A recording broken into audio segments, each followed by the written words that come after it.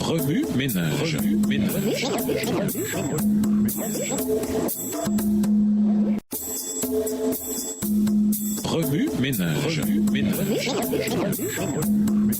Bienvenue dans votre émission. Wami Ménage. Nous voilà à la leçon 7, le sacerdoce. Lisons Lévitique, le chapitre 8. Lévitique, le chapitre 8. L'Éternel parla à Moïse et dit: Prends Aaron et ses fils avec lui, les vêtements, l'huile d'onction, le taureau expiatoire, les 2 béliers et la corbeille de pain sans levain, et convoque toute l'assemblée à l'entrée de la tente d'assignation. Moïse fit ce que l'Éternel lui avait ordonné, et l'assemblée se réunit à l'entrée de la tente d'assignation. Moïse dit à l'assemblée: Voici ce que l'Éternel a ordonné de faire. Verset 6. Moïse fit approcher Aaron et ses fils, et il les lava avec de l'eau.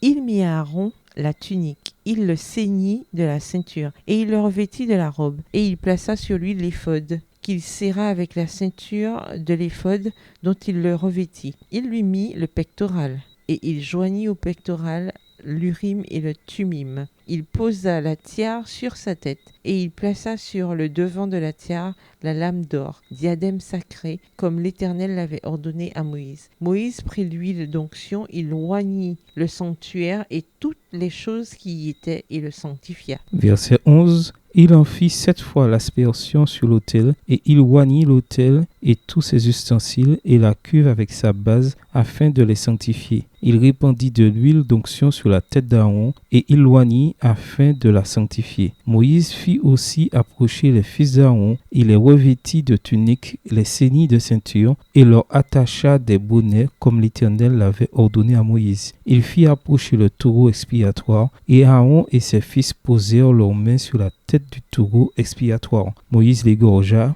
prit du sang et en mit avec son doigt sur les cornes de l'autel tout autour et purifia l'autel. Il répandit le sang au pied de l'autel et le sanctifia pour y faire l'expiation. Verset 16. Il prit toute la graisse qui couvre les entrailles, le grand lobe du foie et les 2 rognons avec leur graisse, et il brûla cela sur l'autel. Mais il brûla au feu hors du camp le taureau, sa peau, sa chair et ses excréments, comme l'Éternel l'avait ordonné à Moïse. Il fit approcher le bélier de l'Holocauste, et Aaron et ses fils posèrent leurs mains sur la tête du bélier. Moïse l'égorgea et répandit le sang sur l'autel tout autour. Il coupa le bélier par morceaux, et il brûla la tête, les morceaux et la graisse. Verset 21. Il lava avec de l'eau les entrailles et les jambes, et il brûla tout le bétail sur l'autel. Ce fut l'Holocauste, ce fut un sacrifice consumé par le feu, d'une agréable odeur à l'Éternel, comme l'Éternel avait ordonné à Moïse. Il fit approcher l'autre bélier, le bélier de consécration, et Aaron et ses fils posèrent leurs mains sur la tête du bélier. Moïse égorgea le bélier, prit de son sang, et en mit sur le lobe de l'oreille droite d'Aaron, sur le pouce de sa main droite, et sur le gros orteil de son pied droit. Il fit approcher les fils d'Aaron, mit du sang sur le lobe de leur oreille droite, sur le pouce de leur main droite et sur le gros orteil de leur pied droit, et il répandit le sang sur l'autel tout autour. Il prit la graisse, la queue, toute la graisse qui couvre les entrailles, le grand lobe du foie, les 2 rognons avec leur graisse et l'épaule droite. Verset 26. Il prit aussi dans la corbeille de pain sans levain, placé devant l'Éternel un gâteau sans levain, un gâteau de pain à l'huile et une galette. Et il les posa sur les graisses et sur l'épaule droite. Il mit toutes ces choses sur les mains d'Aaron et sur les mains de ses fils, et il les agita de côté et d'autre devant l'Éternel. Puis Moïse les ôta de leurs mains, et il les brûla sur l'autel par-dessus l'Holocauste. Ce fut le sacrifice de consécration, ce fut un sacrifice consumé par le feu d'une agréable odeur à l'Éternel. Moïse prit la poitrine du bélier de consécration, et il l'agita de côté et d'autre devant l'Éternel. Ce fut la portion de Moïse, comme l'Éternel l'avait ordonné à Moïse. Moïse prit de l'huile d'onction et du sang qui était sur l'autel. Il en fit l'aspersion sur Aaron et sur ses vêtements, sur les fils d'Aaron et sur leurs vêtements. Et il sanctifia Aaron et ses vêtements, les fils d'Aaron et leurs vêtements avec lui. Verset 31. Moïse dit à Aaron et à ses fils: Faites cuire la chair à l'entrée de la tente d'assignation. C'est là que vous la mangerez, avec le pain qui est dans la corbeille de consécration, comme je l'ai ordonné en disant à Aaron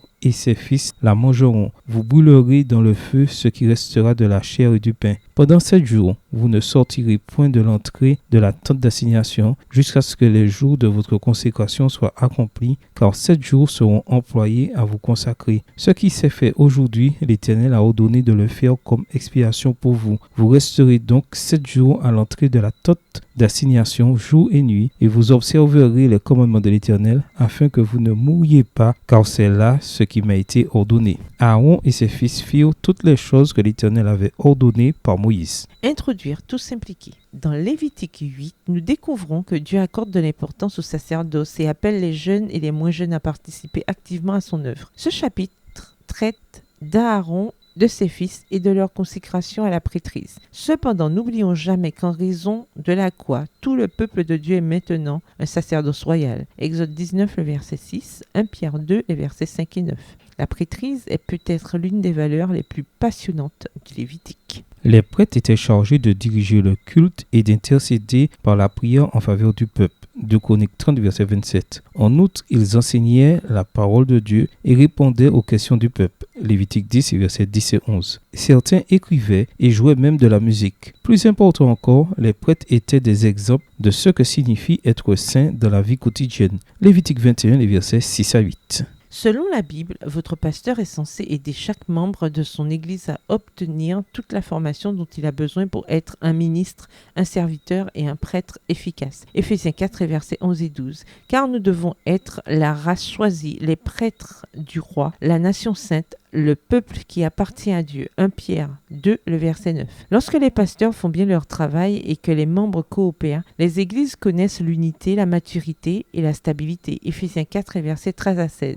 Une église dont la plupart des membres sont actifs dans le ministère et la mission évangélique est une église qui connaît beaucoup moins de conflits internes et jouit d'une présence unificatrice du Christ beaucoup plus grande. Quelle merveilleuse occasion Dieu nous a donnée d'être formés par nos pasteurs pour répondre efficacement aux besoins spirituels de nos semblables, non seulement dans notre église locale, mais aussi dans notre société. Plongeons dès maintenant dans Lévitique, le chapitre 8, et apprenons comment être un prêtre efficace dans l'œuvre de Dieu. Remue-ménage. Écrivez Lévitique 8, les versets 6 à 13 et 23 et 24 à partir de la version biblique de votre choix. Si vous êtes pressé, écrivez Lévitique 8, les versets 6 à 10. Vous pouvez également réécrire le passage avec vos propres mots et tracer les grandes lignes du chapitre ou en faire une carte heuristique. Au revoir. Et à demain si Dieu veut. Remue-ménage. Remue-ménage.